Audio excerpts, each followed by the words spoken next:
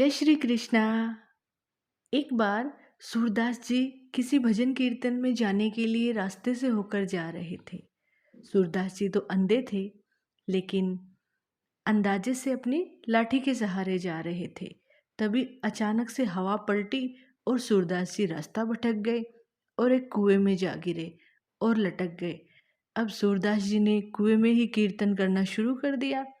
सूरदास जी की सरलता और भक्ति देखकर भगवान एक बालक का रूप लेकर आए और सूरदास जी को कहा, बाबा आप मेरा हाथ पकड़ लो।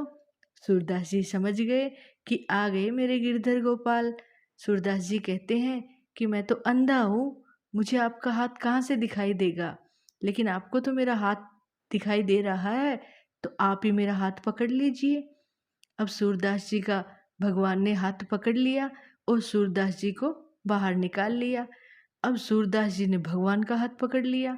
बालक ने कहा कि छोड़ो बाबा, छोड़ दो बाबा मुझे।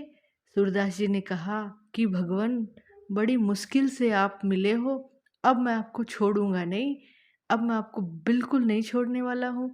भगवान जैसे ही हाथ छुड़ा के जाने लगे, तभी राधा रानी वहां प्रकट हो गई।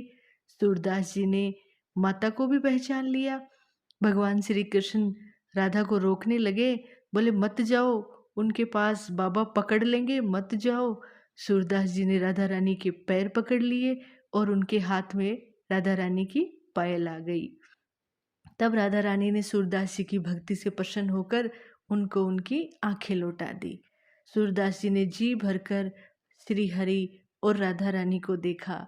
सूरदास जी ने भगवान से कहा कि भगवान मुझे एक वरदान और दे दीजिए, आप मुझे वापस अंधा कर दीजिए। अब मैंने आपको देख लिया है, अब मुझे इन आँखों से किसी और को नहीं देखना है। इस तरह की थी सूरदास जी की भक्ति। श्री राधे राधे राधे। जय श्री कृष्णा।